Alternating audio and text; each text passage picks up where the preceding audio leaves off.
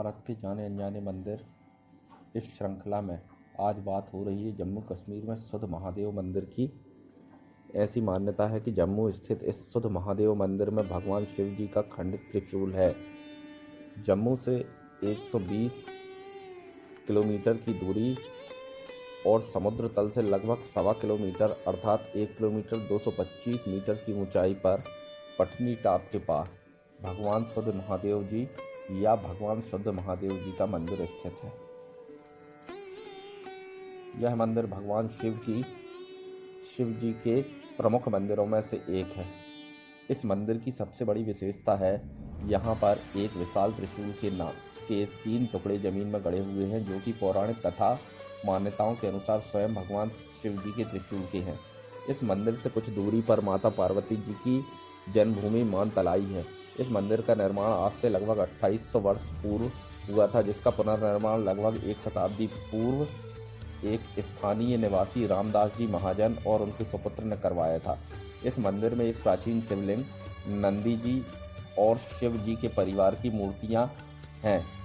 सुध महादेव के संबंध में एक पौराणिक कथा प्रचलित है। नजरिया बाय श्रवण।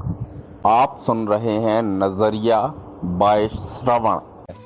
जैसा कि बताया है, सुध महादेव जी के पास ही मानतलाई है, जो माता पार्वती जी की जन्मभूमि।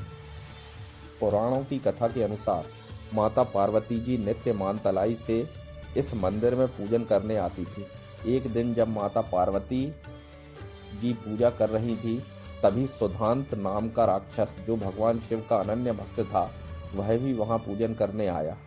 जब सुधांत राक्षस ने माता पार्वती जी को वहां पूजन करते देखा, तो वो माता पार्वती जी से बात करने के लिए उनके समीप जाकर खड़ा हो गया। जैसे ही माँ पार्वती जी ने पूजन समाप्त होने के बाद अपनी आंखें खोली, तो वो राक्षस को अपने सामने खड़ा देखकर घबरा गई।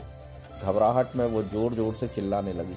उनके चिल्लाने की आवाज़ कैलाश पर्वत में समाधि में लीन भगवान शिव जी तक पहुंची। महादेव जी ने माता पार्वती की जान को खतरा मानकर राक्षस को मारने के लिए अपना त्रिशूल फेंका। त्रिशूल आकर राक्षस सुधांत के सीने में लगा। उधर त्रिशूल फेंकने के बाद शिव जी को ज्ञात हुआ कि उनसे तो अनजाने में बड़ी गलती हो गई, इसलिए उन्होंने वहां पर आकर राक्षस सुधांत को पुनः जीवित करने की पेशकश की, पर दानव सुधांत ने यह कहकर